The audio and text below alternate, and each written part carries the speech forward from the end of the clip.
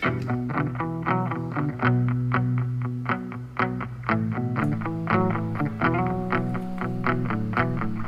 everybody, welcome back to Applying God's Word, a channel dedicated to addressing your biblical questions. We are in a series entitled Owning Your Faith. That's about how we can take full accountability, full responsibility for what we believe and why we believe it. Not having to rely on somebody else, outsourcing it to others, whoever they may be, taking full accountability ourselves for what we believe and why we believe it. So last couple episodes referred to how God indicated in his own words that fulfilled prophecy and controlling history is evidence of his existence and deity. Also talked about how creation itself screams out for God's existence and his deity. So those were the last couple of episodes. If you haven't seen those, I suggest you go back and check them out. You can find them easy on my YouTube handle by searching for my YouTube handle, Brother Mac 1964. Or of course, you can always subscribe, which I recommend you do. You get notifications of new content. So today, we are moving on with Owning Your Faith, and we're moving on to miracles. What role do miracles play in our faith, in our ready defense of our faith? The verse that's driving this portion, 1 Peter 3:15. But in your hearts revere Christ as Lord. Always be prepared to give an answer. Be prepared to give an answer to everyone who asks you to what? To give the reason for the hope that you have. So that's what we're talking about, the reason for the hope that you have. Oftentimes referred to as ready defense. But do this with gentleness and respect. We are going to be focusing on the reason. As we have in the first two episodes, we are going to continue reason, this time talking about miracles. So when you think about miracles, especially the Old Testament, we'll get to New Testament as well, but Old Testament miracles, what do you think of first? Well, many of us think of the Exodus, how God incredibly established 10 plagues, through 10 plagues, led Israel out of Egypt. But that began with a specific miracle that God had Moses and Aaron perform. God performed through them in Pharaoh's court. And there's a reason I want to start with that one. So let's start with that and I'll go to the verse. Okay, we're going to begin in Exodus chapter 7. Then the Lord said to Moses and Aaron, when Pharaoh says to you, prove yourselves by working a miracle, then you shall say to Aaron, take your staff, cast it down, that it may become a serpent. So this is God using a miracle as proof. He says, what Pharaoh says to prove it, God says, okay, do this. I will perform this miracle for you and turn your staff into a serpent. Now let's find out what happens next. Pharaoh summoned the wise men and the sorcerers, and they, who are they? The sorcerers and magicians of Egypt, also did the same by what? By how? By their secret arts. For each man cast down his staff, and they became serpents. But Aaron's staff swallowed up their staff. So it appears that the sorcerers and magicians also performed miracles. It doesn't say whether it was by sleight of hand or a magic trick, or whether it was in fact by supernatural means other than God.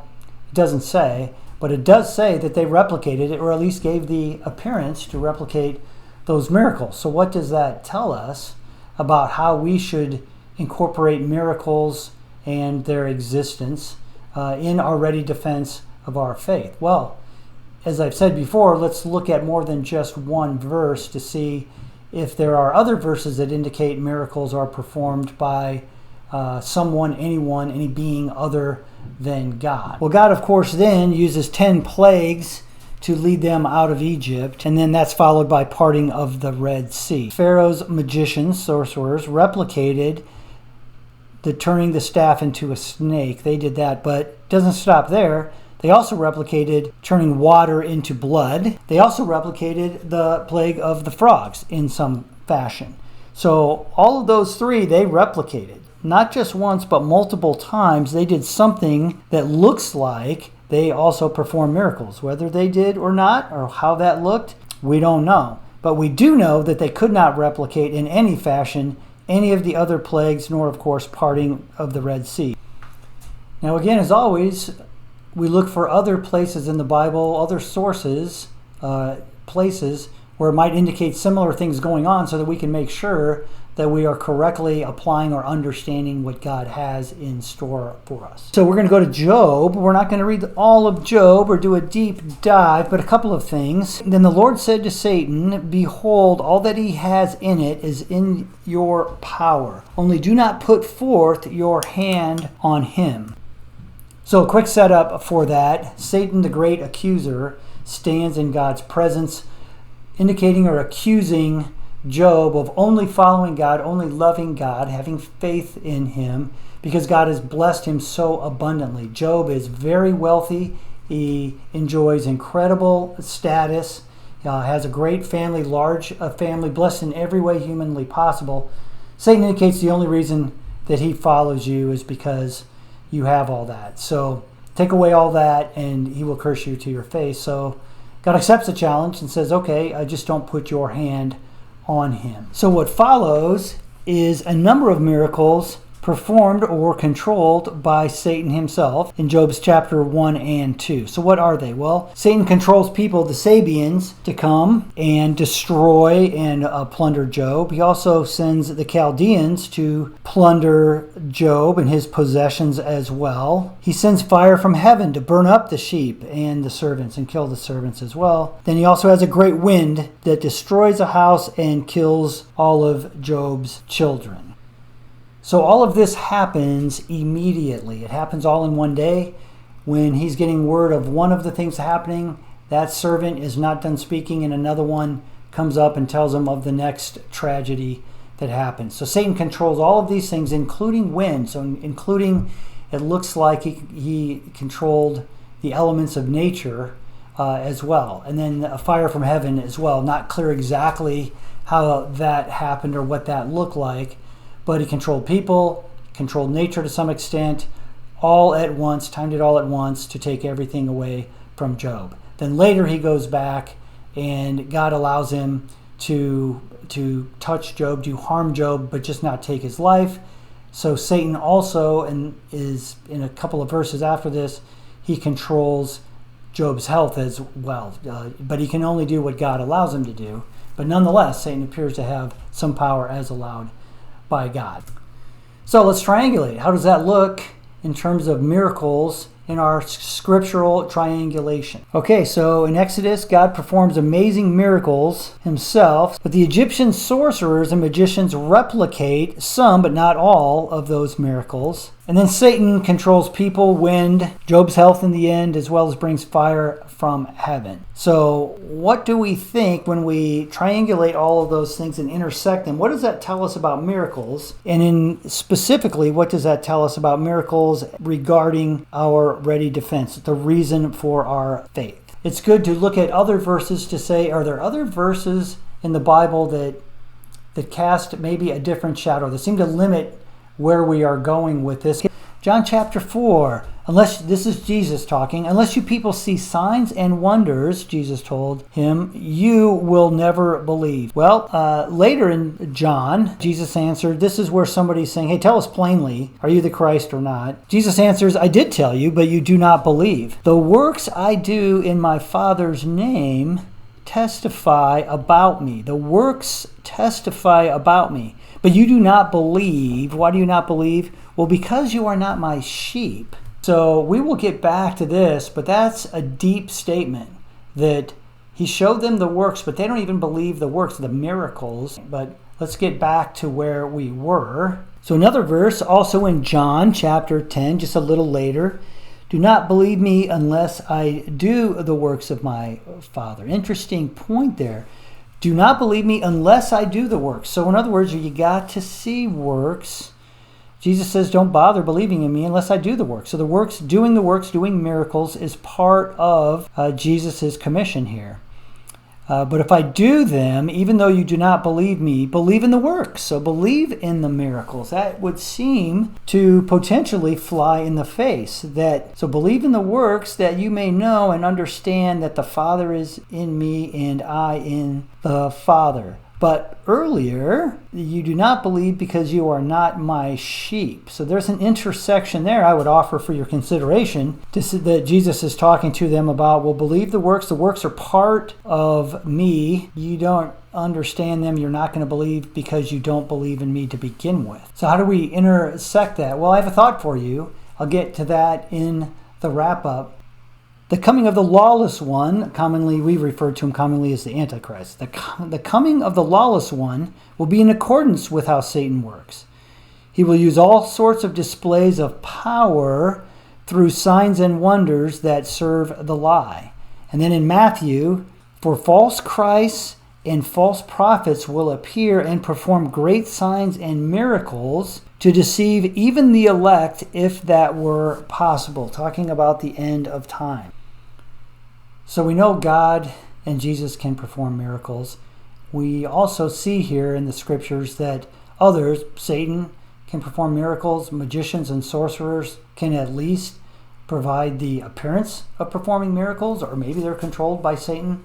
Satan performs miracles through them. So how can we tell the difference? So I've broken up in 1 John a couple of verses here. 1 John chapter 4, 1 through 3. Dear friends, do not believe every spirit, but test the spirits to see whether they are from God. Because many false prophets, we just read about that, false prophets will perform miracles. Many false prophets have gone out into the world. Well, how can we tell the difference then? Well, it says right here, this is how you can recognize the Spirit of God. Every spirit that acknowledges that Jesus Christ has come in the flesh is from God. So that's how we can tell right there. To acknowledge that Jesus Christ came in the flesh is from God. If you don't, if that spirit doesn't, it is not from God, regardless of what signs and wonders they may produce. And every spirit that does not acknowledge Jesus is not from God. So this is the spirit. This is the one that's not acknowledging Jesus. This is the spirit of the Antichrist, which you have heard is coming and is even now already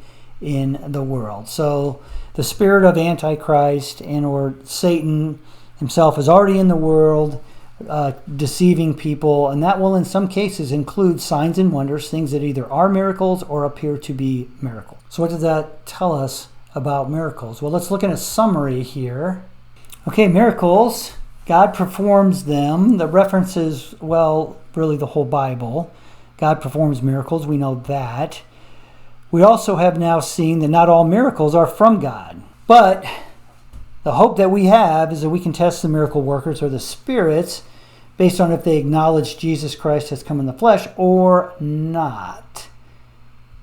So now let's revisit where we were. What's the intersection? I can't draw all of those circles on here. It'd be a jumbled mess. So what does that mean? What does that mean for you? Well, I'd like you to consider something, and that is concerning miracles and faith themselves. Does one flow from the other?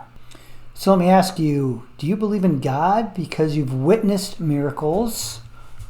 Or do you believe in miracles because you believe in God? So I'm going to leave that on the screen for a minute. I'd like you to ponder that. Do you believe in God because you've seen miracles? In other words, do miracles drive your faith in God? Or does your faith in God cause you to believe what you see in terms of miracles? What happens first? Now, we saw in the New Testament examples where Jesus indicated that people did see him perform miracles, yet still didn't believe because they weren't his sheep.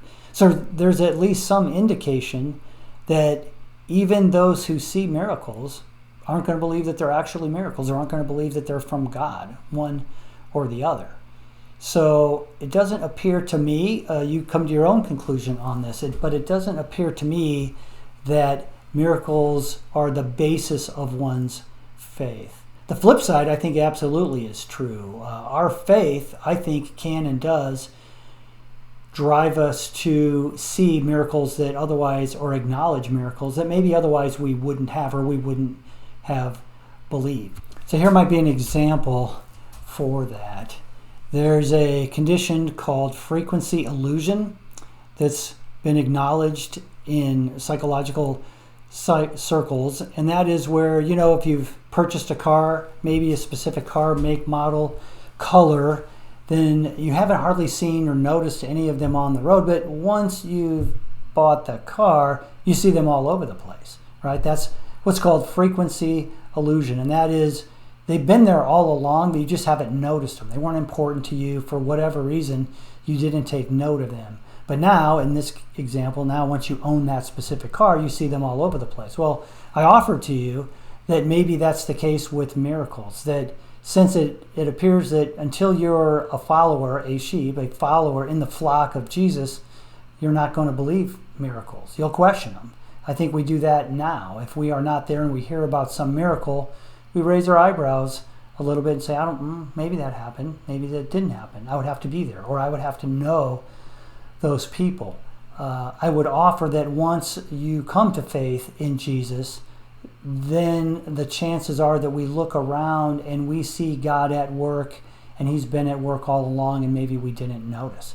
And so now we are more apt to see miracles. But in any case, I think it comes down to where do miracles fall in your ready defense. If we know that at least some miracles may not be driven by God himself, I think it complicates things. So whether that is part of your ready defense or not, it is up to you. And I will close with this. Many of you have actually witnessed and been a part of miracles undeniably in your own faith. And if that is part of your ready defense, then that is part of your ready defense. I do not question miracles myself. I have seen them been a part of miracles as well. So while I wouldn't use them for my ready defense, they are absolutely part of strengthening my faith. So in the end, it's up to you. Can't outsource it to me. It's up to you. So thank you. That's all the time we have for today. So next episode, I'm going to dive into this concept of you don't believe because you are not my sheep. And that gets to that communication piece that I talked about in the first part of this series, talking about what's our purpose, what's our objective for our ready defense. More on that next time. So until then, friends, I pray that God will in fact bless your pursuit of truth. Take care.